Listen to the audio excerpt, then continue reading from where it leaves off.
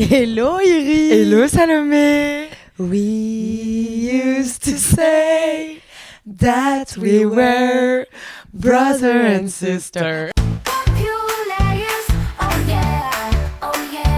Que juste avant que tu introduises, je peux raconter un truc. J'étais fan de cette chanson quand j'étais petite et je pensais que ça parlait vraiment de frères et sœurs. Donc dès que j'avais une photo avec mon frère, je mettais cette chanson background. Alors qu'en fait, ça veut clairement dire qu'il tombe amoureux. Donc c'était pas trop ce que je voulais dire. Mais genre, j'étais vraiment, dès que j'étais avec mes frères, j'étais genre We used to say. Mais il y a tellement de chansons comme ça que tu réinterprètes après. Bon bref, c'est pas le sujet. Ouais. Est-ce que vous avez deviné de quoi on va parler? Je pense oui. LOL. De Jurassic Park 2. On va parler de LOL parce que la semaine prochaine, il y a LOL 2.0 qui sort au cinéma, donc le 11 février. Et on s'est dit que c'était l'occasion parfaite pour nous de parler de LOL. Ouais. Donc LOL, qui l'a vu, qui l'a pas vu? Moi, j'ai l'impression que la Terre entière l'a vu, mais je suis pas sûre que ce soit vrai. C'est pas LOL... forcément vrai, ouais. Oui. Parce qu'on se disait que c'était surtout un truc qui touchait les villes, en fait, je pense. Ouais. Bah alors, LOL, c'est un film français de Lisa Azuelos. LOL est au millénial ce que la boom est au boomer. Est-ce que Projet X est au Gen Z? Non, je rigole. Tellement. Non, mais je pense que c'est important de dire que LOL, parce que c'est sorti en 2008, c'est un film quand même qui a été fait pour la génération millennials, parce que c'est la génération qui a pas eu d'écran dans la main dès qu'ils sont nés, comme les Gen Z qui sont nés du coup à partir de 1999-2000. Mais vraiment, bah moi, la génération de nos sœurs, tu vois, genre 94 jusqu'à 90, qui avaient justement cet âge-là, 17 ans, et qui étaient au lycée à la sortie de LOL. Donc LOL, c'est simplement une histoire d'adolescent, de lycée, d'une jeune fille qui s'appelle Lola, qui a 17 ans et qui est en train de passer dans sa vie adulte et qui doit dealer avec le fait qu'elle prend son indépendance vis-à-vis de sa mère, avec qui elle est très très très fusionnelle. Sa mère qui l'a eu relativement tôt, sa mère qui est en plein divorce, qui est jouée par Sophie Marceau. C'est une histoire de vie au lycée. De toute façon, on va en parler. C'est hyper touchant. Lisa Azuelos, j'ai vu là récemment quand elle faisait la promo de LOL 2.0, qu'elle disait qu'elle n'écrivait que ce qu'elle vivait. Et je pense que c'est pour le coup un film français qui parle sans chichi, sans trop de profondeur, avec, je pense, beaucoup d'inspiration américaine, peut-être qu'on peut en parler dans 2 secondes, de la vie adolescente, tout simplement. Et c'est drôle et c'est sympathique, et voilà. Et ça parle de notre vécu. Est-ce que toi, quand t'as vu LOL, est-ce que t'as la sensation, là, en 2 mots, avant qu'on rentre vraiment profondément, d'avoir vécu LOL dans ta life ou pas? Alors, moi, j'ai vu là le cinéma quand j'avais, du coup, je pense, 8 ans à peu près. Ouais. C'était pour moi la bande-annonce de ce qui allait m'attendre au lycée. J'étais, oh mon Dieu, waouh! Toute ma scolarité, j'ai que fait attendre le lycée. J'étais genre, ça va être exceptionnel, j'aurai mon Maël, j'aurai mon truc, les groupes de rock et tout. De malade. Spoiler alert, je n'ai pas du tout eu les lycées de LOL. Mais genre, pas du tout, pour plein d'éléments différents. Bon, déjà parce que c'est un film. Et en plus parce que...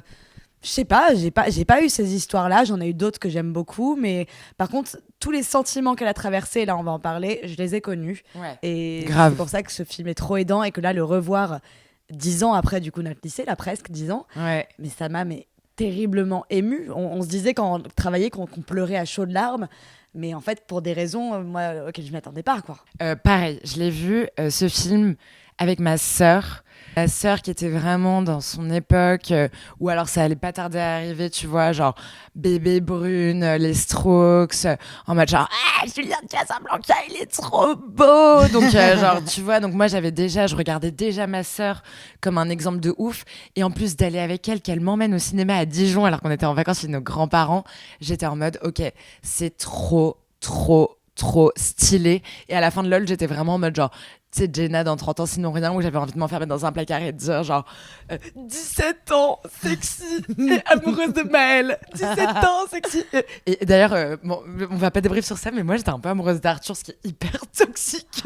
Ça montre tellement de choses sur toi. Ouais, non, c'est hyper grave, parce que là, franchement, en le revoyant, je me dis que c'est hyper grave, mais tant mieux que je me rende compte maintenant.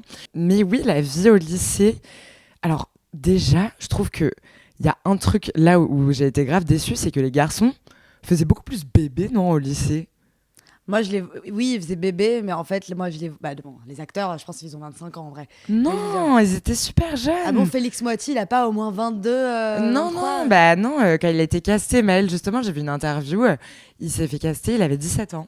Ah bon? Ouais.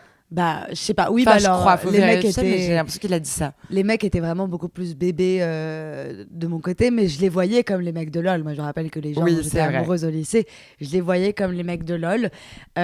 Du coup, on voudrait commencer à parler un peu du lycée. Ouais. Je trouve qu'il y a un truc qui est très intéressant dans LOL, c'est que ça s'ouvre, comme tu dis, ça a été inspiré un peu, il y a eu vraiment beaucoup d'inspiration américaine, ça s'ouvre sur ce ralenti et une voix off qui parle et Lola qui se décrit et décrit ses meilleurs amis en disant ça c'est moi, ça c'est mes meilleurs amis, ça c'est le groupe de mecs, voilà. Et le reste c'est des figurants et je trouve que ça montre vachement quelque chose au lycée. Tu penses que tu es le centre du monde. Ouais. Tu penses que ta vie sociale est le centre du monde, que ton groupe d'amis est le centre du monde. Je pense qu'il y a plein de gens moi, dans mon lycée qui étaient au courant que c'était pas le cas et d'ailleurs c'est ceux qui ont peut-être le plus réussi leur lycée. Mais je vais dire, moi je me rappelle qu'il y avait quand même ce truc-là. Et d'ailleurs, c'était très dur de savoir dealer avec tout ce qui se passait. Ta vie sociale, le fait que tu regardais les autres, vous regardiez un peu de loin. Ouais. Moi, j'ai toujours beaucoup admiré, par exemple, ceux qui étaient très forts en cours. Parce que, tu vois, tu m'as dit par exemple l'autre jour que tu étais très forte en cours. Je suis très admirative de ça parce que je me dis, putain, moi j'étais tellement focus sur une vie sociale en plus qui était nulle. Enfin, c'était pas intéressant de se concentrer autant sur ce truc, de se concentrer autant sur ce que les gens allaient penser de moi. Je me mettais dans des situations pas possibles, que j'étais un énorme cancre.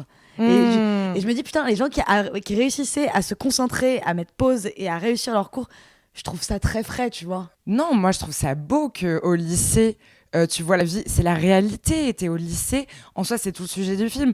T'es encore chez tes parents, donc en fait tu te soucies de rien parce que quoi qu'il arrive, tu vas rentrer, tu vas avoir un endroit où dormir et tu vas avoir quelqu'un qui te fait à manger. Donc oui, c'est normal que ta vie sociale ce soit ton seul centre d'intérêt. C'est ça qui est beau dans la jeunesse et dans l'innocence. Et au contraire, je trouve que c'est pas ça. Je suis pas sûre que ça ait tant une influence sur les notes et tout parce que moi je n'étais obsédée que par ma vie sociale, que par me renseigner sur où vont être les soirées stylées parce qu'en vrai, moi, je ne faisais pas partie des groupes stylés de mon quartier, tu vois. Genre, je suis arrivée au lycée, moi, en seconde, avec un tout nouvel lycée, avec des toutes nouvelles personnes.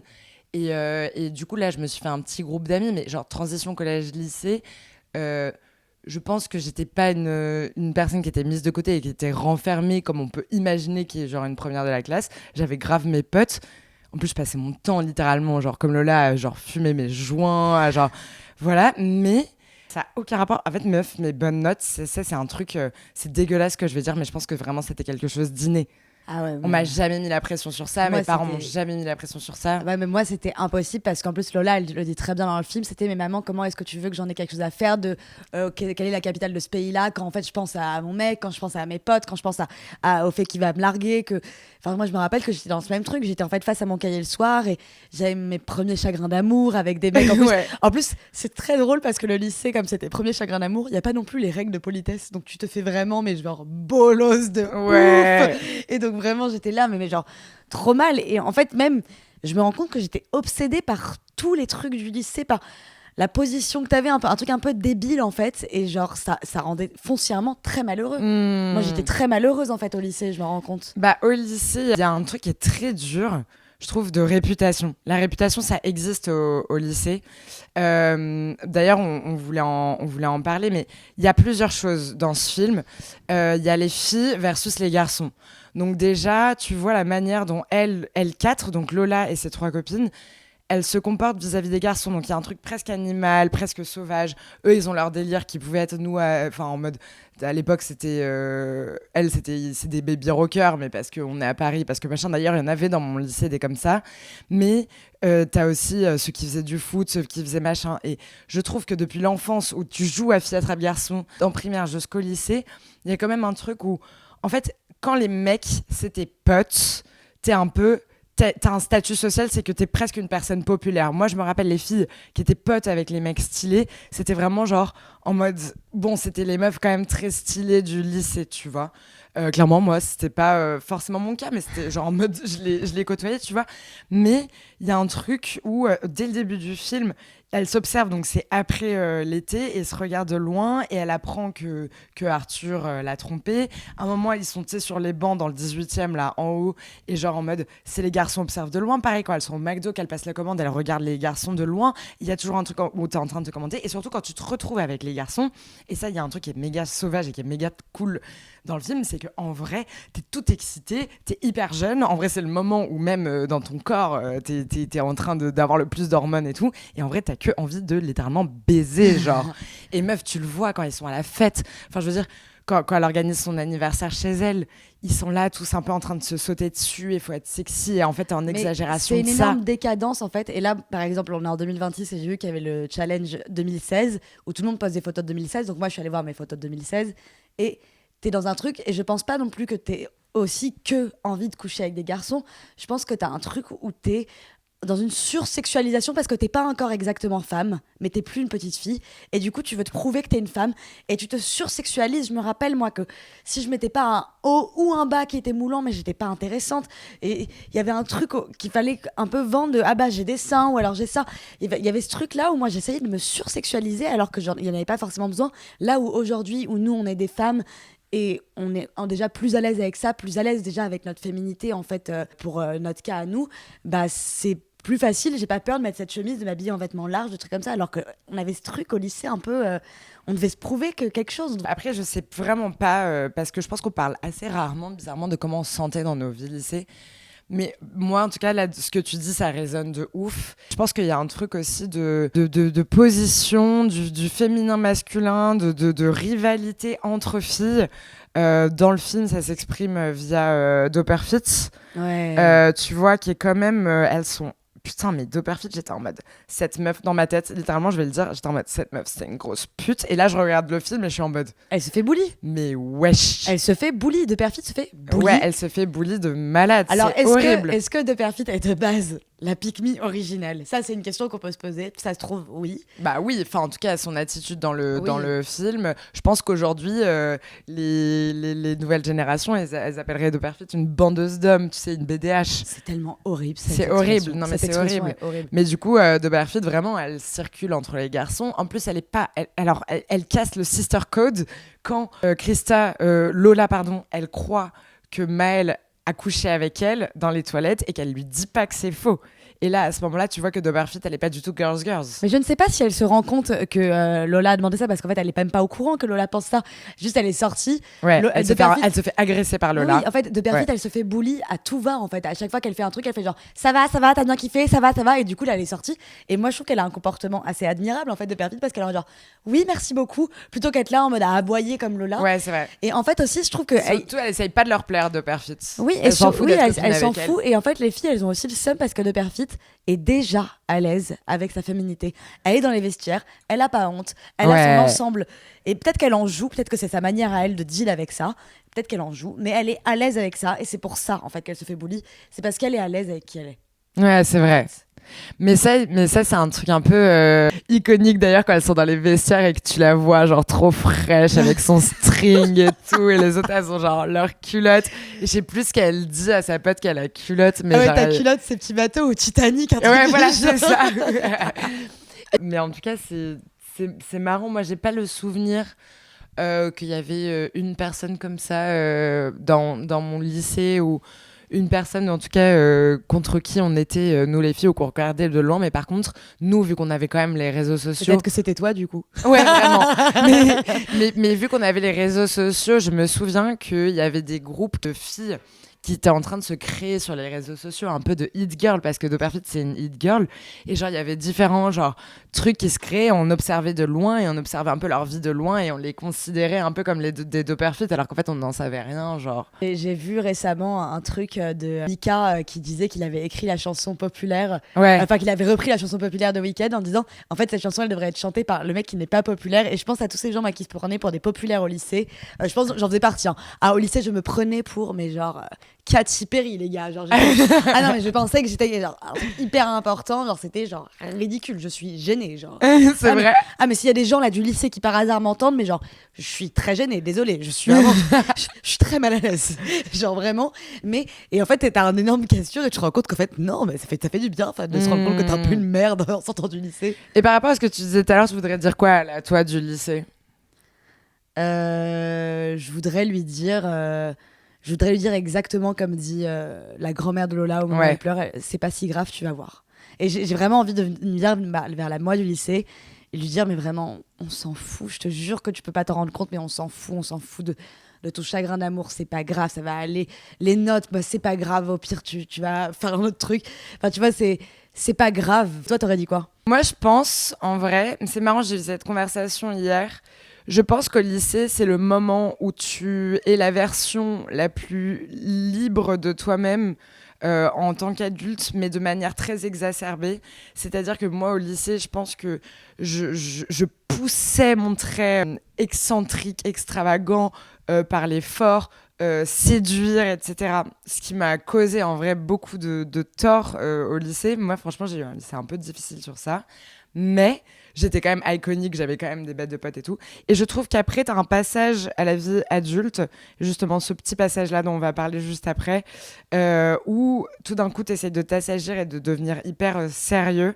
Et ensuite, tu approches de tes 25-30 ans et tu regagnes cette liberté. Donc, sache juste que ton lycée, c'est vraiment la version la plus crazy et la plus folle de toi. Et c'est pas grave du tout, du tout. Il n'y a aucune erreur. Il y a aucune erreur. Il n'y a aucune erreur, juste la seule erreur. Protège ton protège-toi. Protège-toi. Sache reconnaître si c'est du harcèlement et sache agir, oui, sache en parler sûr. aux bonnes personnes. C'est le seul truc à respecter. Non, encore, on n'a pas vécu les réseaux sociaux, mais bon, s'il y a des lycéennes qui nous écoutent, genre vraiment protégez-vous de ça, ça ne veut rien dire au lycée, on dit n'importe quoi. On dit n'importe quoi. On est méchant gratuitement. Bon, bref. Moi, je veux juste faire une mini parenthèse.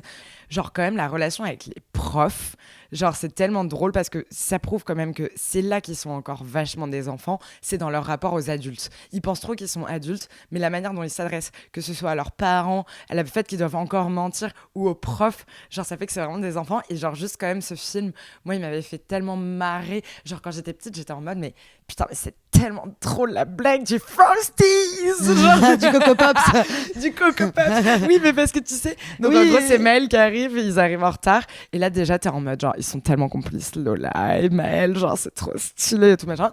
Et genre il dit ouais désolé madame la CPE, je me suis coincé un Coco Pop dans le nez. Elle a dit et vous, j'imagine que c'était un Frosties.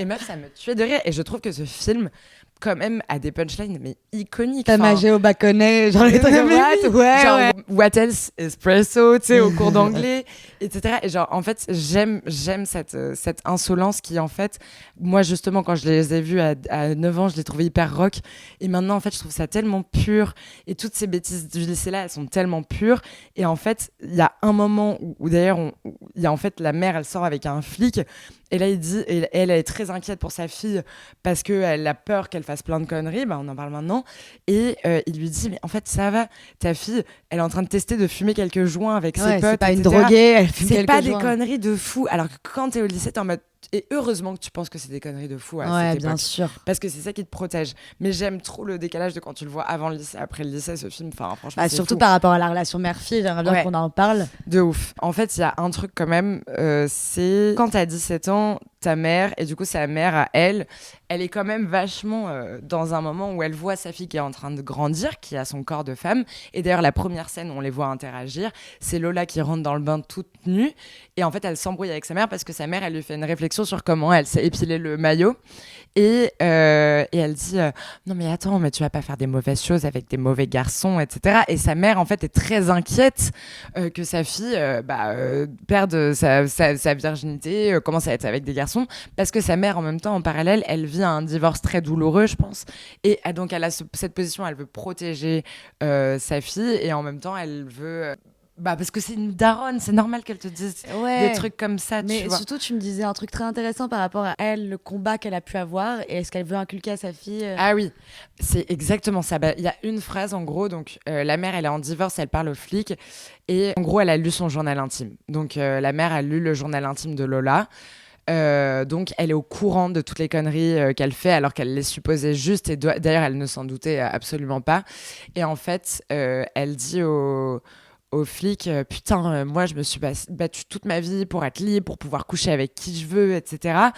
où j'ai hérité de ça par ma mère, de cette génération de femmes qui se sont battues, mais maintenant que c'est ma fille, mais putain, j'ai pas envie en fait, j'ai pas envie, genre j'ai envie de la mettre d'ailleurs elle veut la mettre dans un pension catholique, elle veut rétrograder en mode Annie Ernaux, genre et en fait ouais, c'est hyper cool parce que du coup le film il est trop bien fait, il est fait de parallèles de scènes de Lola qui fait des trucs, puis de sa mère qui fait des trucs.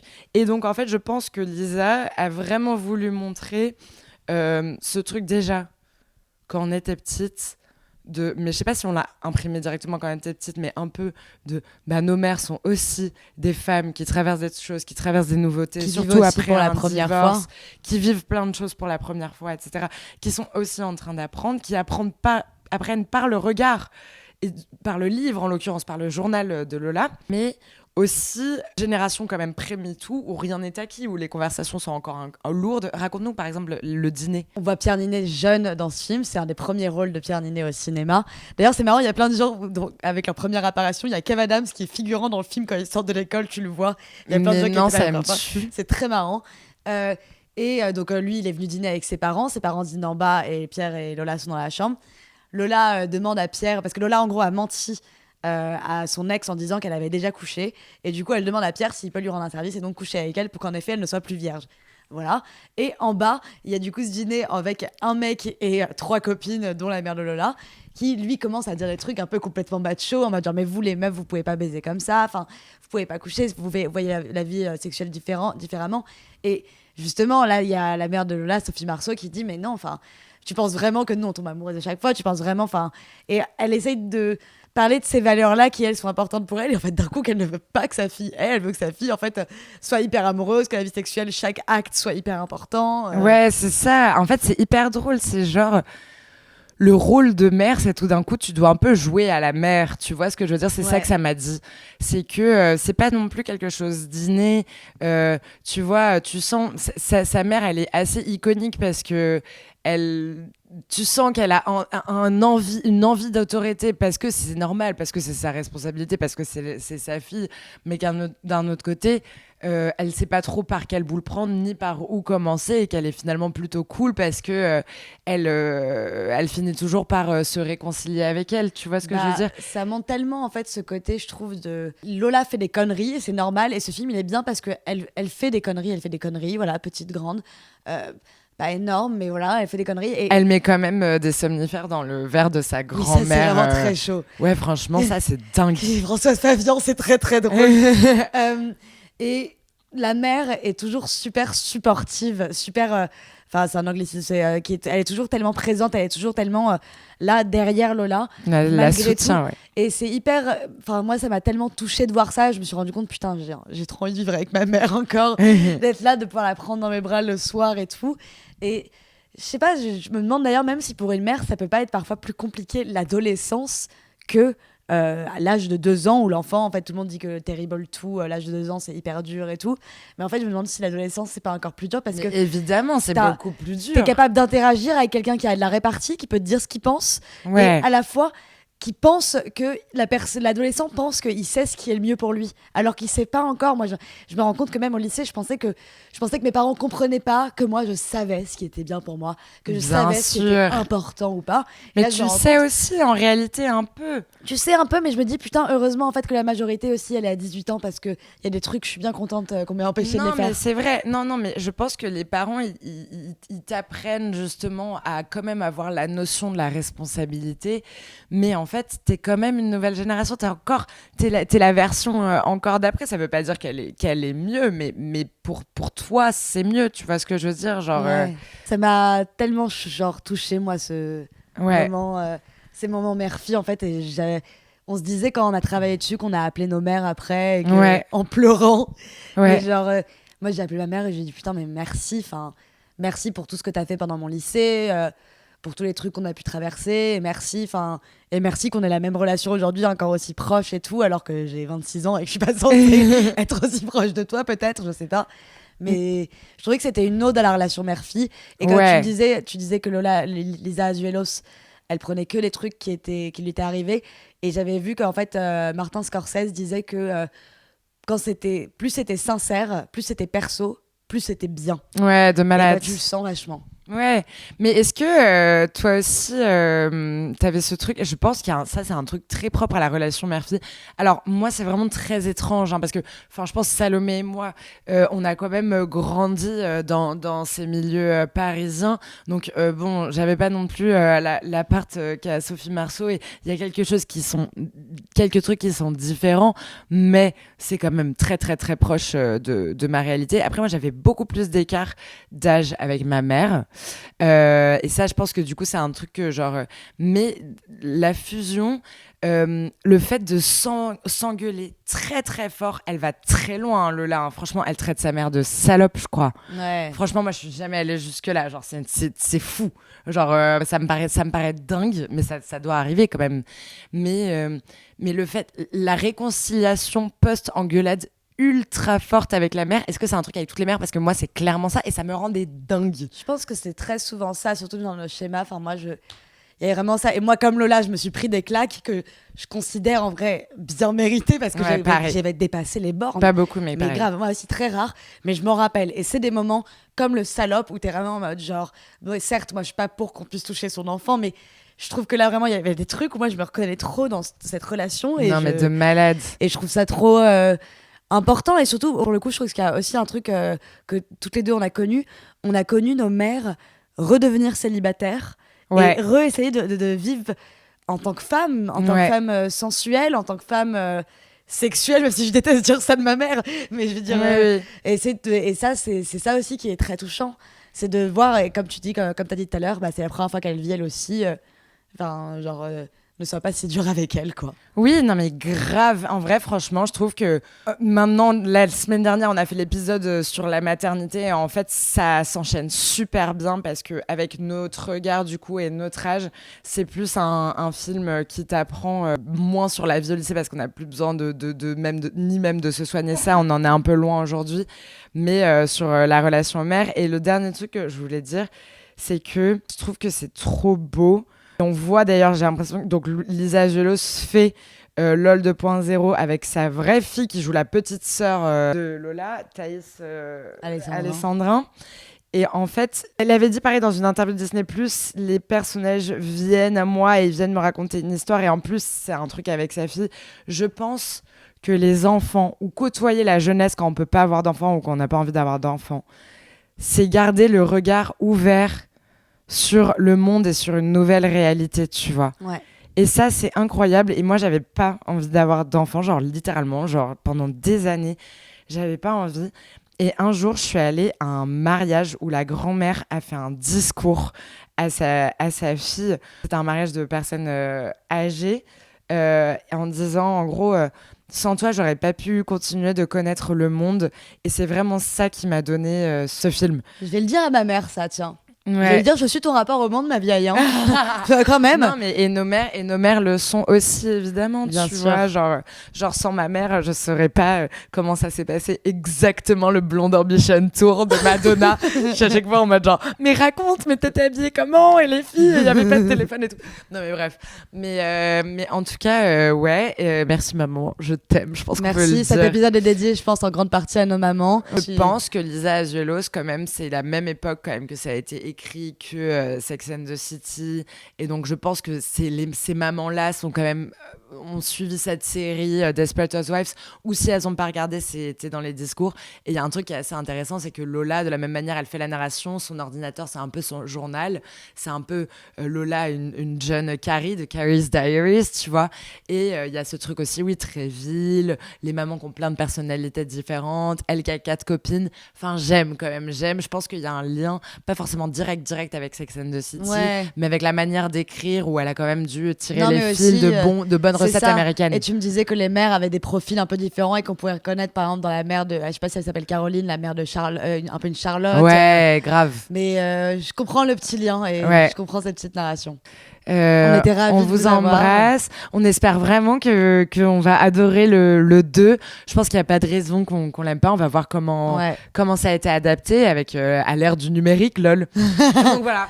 Donc bisous, abonnez-vous. On espère que ça vous a plu, un épisode spécial. On en a encore une petite surprise la semaine prochaine et après on revient à Sex and the City. Bisous. Bye.